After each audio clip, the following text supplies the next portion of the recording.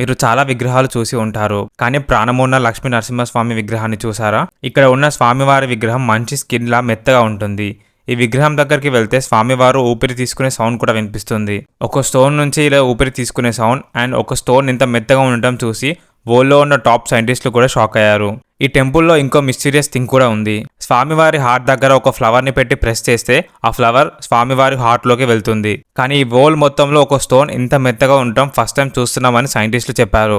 ఈ హిమాచల లక్ష్మీ నరసింహస్వామి టెంపుల్లో సాక్షాత్తు ఆ లక్ష్మీ నరసింహస్వామి ఇక్కడ నిలిచారు అనే అందరి నమ్మకం.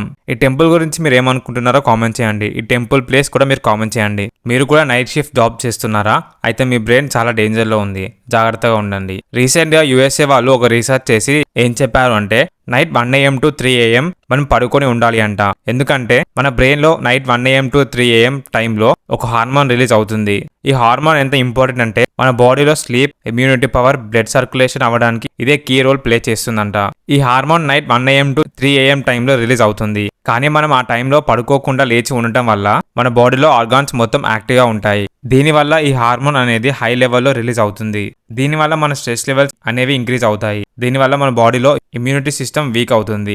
దీనివల్ల సడన్ వెయిట్ గెయిన్ అవుతారు. అంతేకాకుండా మన బ్రెయిన్లో ఉండే కొన్ని ఫంక్షన్స్ కూడా ఆగిపోతాయి. అందుకే సాఫ్ట్వేర్లో నైట్ షిఫ్ట్ చేసే వాళ్ళు ఉంటే నైట్ 1 AM to 3 AM టైంలో రెస్ట్ తీసుకోవడానికి ట్రై చేయండి. ఈ ఇన్ఫర్మేషన్ని మీ ఫ్రెండ్స్ అండ్ ఫ్యామిలీకి షేర్ చేయండి. కౌ యూరిన్ వెనుక ఎంత సైన్స్ అండ్ హెల్త్ దాగి ఉందో మీకు తెలుసా? మన పూర్వీకులు కౌ యూరిన్ ని డిసీజ్ నుంచి క్యూర్ చేసుకోవడానికి తాగేవాళ్ళు. అందుకే హిందూ ధర్మంలో కౌ సర్వరోగ నివారణిగా అని అంటారు. మన బాడీలో రెడ్ సెల్ కౌంట్ తగ్గినప్పుడు అనేమియా అనే డిసీజ్ వస్తుంది.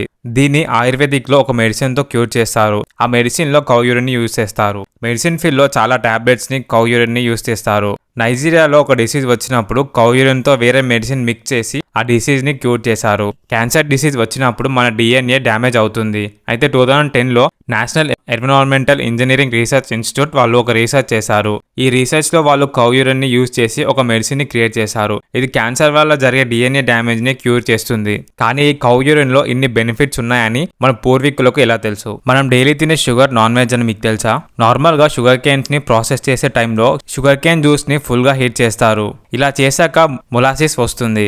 దీంతో బ్రౌన్ షుగర్ అండ్ బెల్లం ని తయారు చేస్తారు. ఈ బ్రౌన్ షుగర్ ని వైట్ గా చేయడానికి బోన్ సేర్ అనే ప్రాసెస్ ని యూజ్ చేస్తారు. అంటే ఈ ప్రాసెస్ లో యానిమల్ బోన్స్ ని యూజ్ చేసి ఇలా షుగర్ ని వైట్ గా చేంజ్ చేస్తారు. ఈ వీడియోని మీ వెజిటేరియన్ ఫ్రెండ్ కి షేర్ చేయండి. ఇప్పుడు మనం వాడుతున్న స్పైరోమీటర్ టెక్నాలజీ 7500 years బ్యాక్ మహాభారతంలో ఉందని మీకు తెలుసా? స్పైరోమీటర్ టెక్నాలజీ అంటే మన లంగ్స్ అండ్ బ్రీతింగ్ ని ఇంప్రూవ్ చేసే ఒక ఎక్సర్సైజ్. ఇప్పుడు ఇదే టెక్నాలజీని వరల్డ్ లో అందరూ యూజ్ చేస్తున్నారు. కానీ ఇండియన్ టెంపుల్ పూజలో శంఖాని ఊదేవాళ్ళు. అయితే శంఖాని ఊదడం వల్ల మన లంగ్స్ ఫంక్షన్ ని ఇంప్రూవ్ చేస్తుంది. శంఖాని ఊదడం వల్ల మన బ్రీతింగ్ ప్రాబ్లమ్స్ ని కంట్రోల్ చేస్తుంది. శంఖాని ఊదడం వల్ల మన లంగ్స్ ఎక్స్పాండ్ అయ్యి స్ట్రాంగ్ గా అవుతాయి. అయితే ఈ శంఖాన్ని ఊదడం అనేది thousands of years బ్యాక్ నుండే మన ధర్మంలో ఉంది. అయితే ఇప్పుడు ఇదే ప్రాసెస్ నే మనం స్పైరోమీటర్ అని అంటున్నాం. ఈ శంఖం వెనుక ఇంత సైన్స్ అండ్ హెల్త్ ఉంది. తమిళనాడులో ఉన్న Brihadeeswara temple mystery engineers and advance టెక్నాలజీని కూడా షాక్ చేసింది. 216 feet హైట్ ఉన్న బృహదీశ్వర టెంపుల్ మీద 80 టన్నులు అంటే 80,000 కిలోల స్టోన్ ఉంది. అసలు ఆ స్టోన్ అక్కడ ఎలా ప్లేస్ చేశారో తెలియదు. 216 అడుగుల హైట్ ఉన్న ఈ టెంపుల్ మీదకి ఆ స్టోన్ ని ఎలా తీసుకెళ్లారో కూడా తెలియదు. అండ్ ఆ స్టోన్ ఎలా బ్యాలెన్స్ అయిందో కూడా తెలియదు. టెంపుల్ మీద స్టోన్ పెట్టడంలో మిస్టరీ ఏముందంటారా?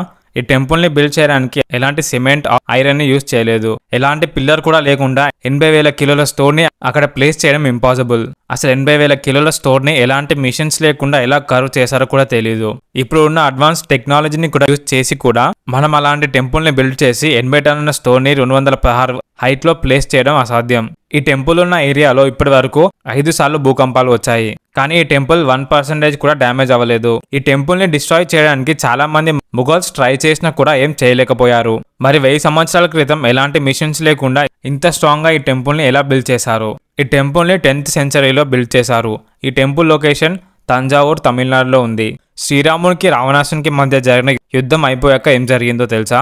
శ్రీరాముని బాణం తగిలి రావణాసుడు కింద పడిపోయాడు. రామాయణం ప్రకారం బాణం తగిలిన గంట వరకు రావణాసుడు బ్రతికే ఉన్నాడు, కానీ లేవలేదు. రాముడు కూడా పడిపోయాడని యుద్ధాన్ని ఆపేశాడు. గంట తర్వాత రావణాసుడి ఊపిరి ఆగిపోయింది. లంకలో ఉన్న వారు వచ్చి రావణాసుడిని చూసి చనిపోయాడని డిక్లేర్ చేసిన తర్వాత యుద్ధం ఆగిపోయింది. ఆ తర్వాత రావణాసునికి దహన సంస్కారాలు జరిగాక లక్ష్మణుడు విభీషణునికి పవిత్ర స్నానం చేపిస్తాడు. తర్వాత శ్రీరాముడే విభీషణునికి లంకాధిపతిగా ప్రకటిస్తాడు. రావణాసురుడు రాక్షసుడు అయినా కూడా అతను ఒక బ్రాహ్మణుడు. బ్రాహ్మణ హత్య మహాపాపం. రాముడు లంక నుంచి భారతదేశంలోకి వచ్చిన తర్వాత ఆ బ్రాహ్మణ హత్య పాపం నుంచి తనను కాపాడమని శివుని ప్రార్థిస్తాడు. రాముడు మహావిష్ణు అవతారం అని రామునికి తెలియదు, కానీ శివునికి తెలుసు కదా. అందుకే వెంటనే ప్రత్యక్షమై ఆ పాపాన్ని తీసేస్తాడు. అప్పుడు రాముడు శివునికి పూజించిన ప్లేసే ఇప్పుడు తమిళనాడులో ఉన్న రామేశ్వరం టెంపుల్. ఇది శివుడి 12 జ్యోతిర్లింగాల్లో ఒకటి. అలా అందరూ రామేశ్వరం నుంచి అయోధ్యకి వెళ్తారు. ఈ ఇన్ఫర్మేషన్ మీ ఫ్రెండ్స్ అండ్ ఫ్యామిలీకి షేర్ చేయండి.